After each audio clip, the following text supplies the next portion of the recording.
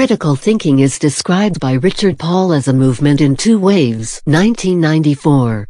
The first wave of critical thinking is often referred to as a critical analysis that is clear, rational thinking involving critique. Its details vary amongst those who define it. According to Barry K. Bayer, 1995, critical thinking means making clear, reasoned judgments. During the process of critical thinking, ideas should be reasoned, well thought out, and judged.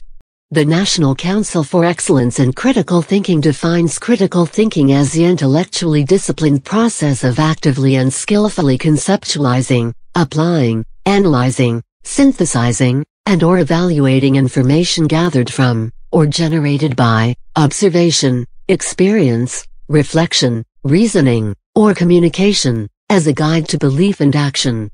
Traditionally, critical thinking has been variously defined as the process of actively and skillfully conceptualizing, applying, analyzing, synthesizing, and evaluating information to reach an answer or conclusion. Disciplined thinking that is clear, rational, open-minded, and informed by evidence. Reasonable, reflective thinking focused on deciding what to believe or do.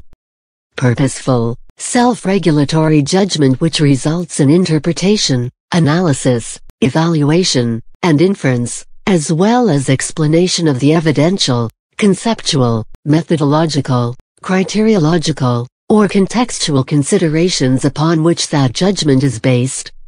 Includes a commitment to using reason in the formulation of our beliefs. In critical social theory, it is the commitment to the social and political practice of participatory democracy. Willingness to imagine or to remain open to considering alternative perspectives. Willingness to integrate new or revised perspectives into our ways of thinking and acting. And willingness to foster criticality in others. The skill and propensity to engage in an activity with reflective skepticism. McPeck, 1981. Disciplined, self-directed thinking which exemplifies the perfection of thinking appropriate to a particular mode or domain of thinking. Paul, 1989, p. 214. Thinking about one's thinking in a manner designed to organize and clarify, raise the efficiency of, and recognize errors and biases in one's own thinking. Critical thinking is not hard thinking nor is it directed at solving problems other than improving one's own thinking. Critical thinking is inward directed with the intent of maximizing the rationality of the thinker. One does not use critical thinking to solve problems, one uses critical thinking to improve one's process of thinking. An appraisal based on careful analytical evaluation. Contemporary critical thinking scholars have expanded these traditional definitions to include qualities, concepts, and processes such as creativity, imagination, discovery, reflection, empathy, connecting knowing, feminist theory, subjectivity, ambiguity, and inconclusiveness. Previously, critical thinking excluded these subjective practices. The ability to reason logically is a fundamental skill of rational agents, hence the study of the form of correct argumentation is relevant to the study of critical thinking.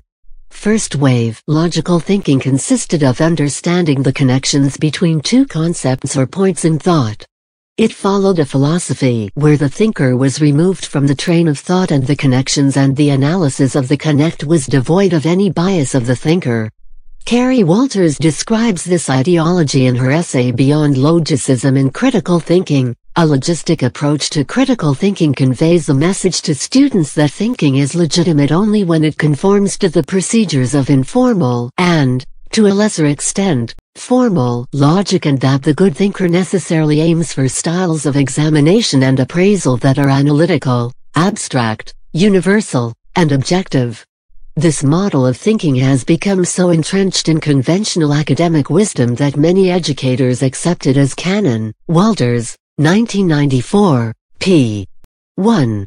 The adoption of these principles parallel themselves with the increasing reliance on quantitative understanding of the world.